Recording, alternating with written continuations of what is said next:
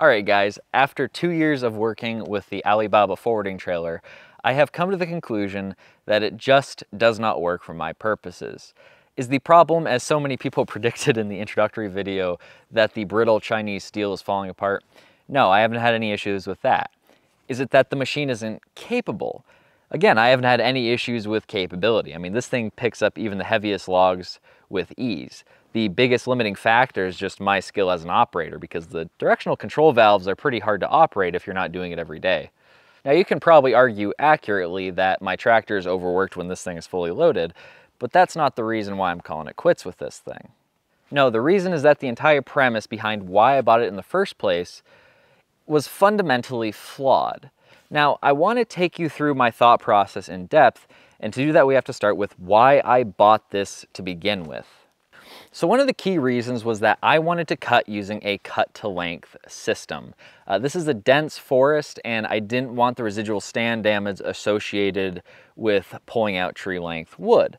The other benefit of cut-to-length is that I don't actually have a road or landing of any sort on my property. I just have an adjacent public dirt road. And so what I was doing was I was just stacking logs across the ditch for the log truck to come and pick up. So I needed relatively short logs and a way to stack them. And this thing worked beautifully for that. Now, additionally, just because of the SilviCultural I was doing, I wanted something that was small, agile, and left a very small footprint. Something that could kind of weave and snake in between trees. Because I was doing a group selection, and so there was a very uneven distribution of wood throughout the stand, and I wanted something that could just kind of elegantly travel to those areas and leave some of the untouched stuff alone. And finally, I wanted something with wheels, which would have been either a trailer or a log arch, because my theory was that being on wheels reduced the drag on the ground and could allow you to better leverage the smaller horsepower of a small machine. So probably the primary problem here is that this thing just is not agile, at least not as agile as I would like it to be. Now, there are several reasons for that. It's a very long trailer. The wheels of the trailer are a little wider than the tractor wheels, which is very annoying if you're operating it. The stabilizing arms don't really come up all the way, and they seem to just be magnets for every tree on the side of the trail. And I could theoretically fix that with an angle grinder and a welder, but I don't really want to do that. And finally, turning this thing around on a trail is a huge headache. It is nearly impossible. You basically have to have just a crop circle of a turnaround at the end of your trail in order to back up. Or the better but still not great option is you could do loop trails, which again would just be increasing the overall impact of the trails. Now, is some of this just a skill issue of the operator?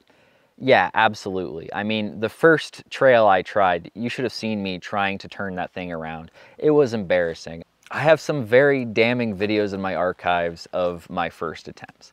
Now, I did get a lot better, so I can operate this thing fairly skillfully now. But inherently, it's just going to be an issue. And, you know, if you're doing a logging operation, you could be passing the same area 20 times. So if there's just a hair width of tolerance that you have to make every time, you're going to screw up eventually, and it only takes once to get yourself in a pretty bad bind. And probably more to the point, this thing was trail bound. I was originally hoping that this thing could kind of go off trail a little bit. You know, maybe if there's an opening, I could back this up to a pile of wood, something like that. Because remember, I was just cutting wood with a chainsaw, and this thing is pulling wood from the trails. So how does the wood get from the stump to the trail side? And therein lies the main problem here. This thing could not get to it. It had to stay on the trail. And so I pretty much only had two options. The first thing I tried was a mix of log tongs and then kind of like a hand log arch. And both of those things were fairly labor intensive. Now, last summer, I didn't really do a whole lot of harvesting last summer because of the rain, but last summer I did install a winch, not a like super powerful winch, but I was just experimenting. I installed a winch on the front of the tractor, and my idea was that we could keep this thing on the trail and then just winch the logs to the edge of the trail here. And it just took way too long, and the winch wasn't powerful enough. It was very easy to get the logs bound up on things. It just wasn't working. And so I was just really bummed about it, and I spent a lot of time thinking about how I could improve upon this, how I could solve this problem. because there's a lot of process improvement that goes into logging. So it is to be expected that you're going to have issues and you have to find solutions to work through them. But this was a big problem. What I came to realize is that I had erred by kind of getting trapped in a rigid mindset from my days working in industrial forestry. You see, when you're working with a large-scale system, those machines could be running at $120, $140 an hour. And to a very real degree, we exist in the industry to serve the machines. The cost of the machine is the highest expense, so you do what you can to serve the efficiency of the machine. Now, this thing here, I calculated it at, I think, like $6 to $8 an hour to operate.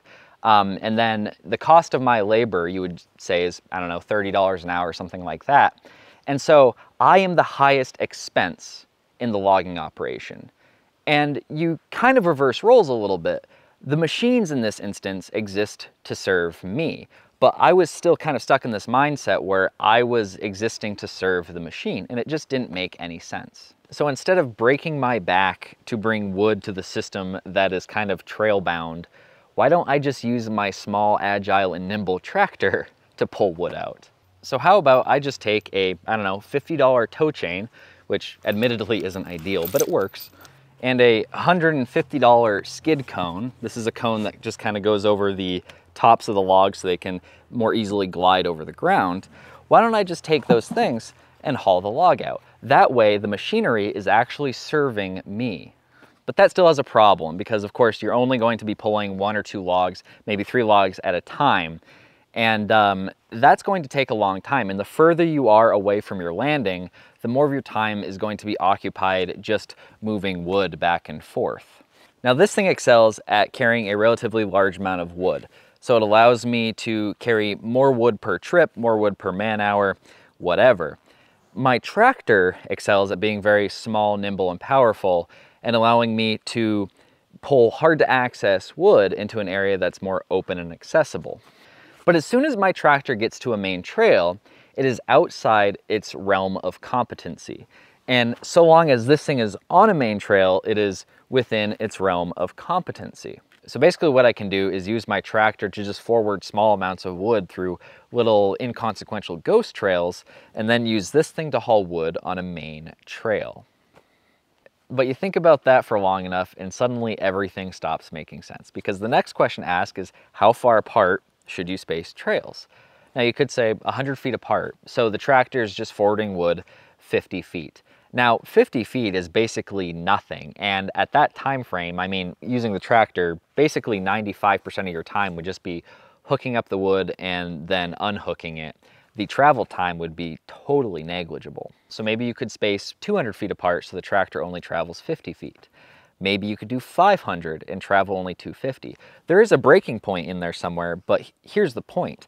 If we're spacing main trails that far apart, the entire logic behind having a small forwarder completely breaks down.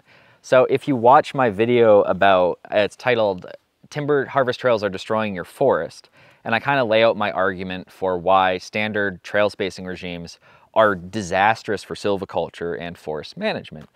And that argument is very much sound. But if you're spacing trails 500 feet apart, the size of your equipment and how much damage it does honestly is fairly inconsequential, because that trail system becomes such a small percentage of your overall forest. So that's why I say my premise was flawed. You think about it long enough and the entire silvicultural reasoning behind using this machine breaks down. And if that's all too technical for you, there's a deeper point here. The whole reason I'm doing this is I really want to inspire people to manage their forest and to be a silviculturist. And the easiest and most effective way to do that is to do a little bit of small scale harvesting, even if it's just pre-commercial thinning, cutting down trees that are, 3 inches in diameter. That's great. I really want to inspire people to do that. And if I'm just using silly niche equipment, I'm not really accomplishing that goal, because it sends the wrong message. You don't need that to harvest your land. All you need is a tractor, an ATV, something like that, and just a hunk of plastic like this. You don't even need this, although this does make everything a lot easier. So while my forwarding trailer is pretty useful and I'm going to keep it around, especially to help me load my mill, going forward, both for practical and philosophical reasons, I'm going to be harvesting primarily using my skid cone. Because for most small forest landowners and most applications, that's really all you're going to need. And with that, I'll see you later.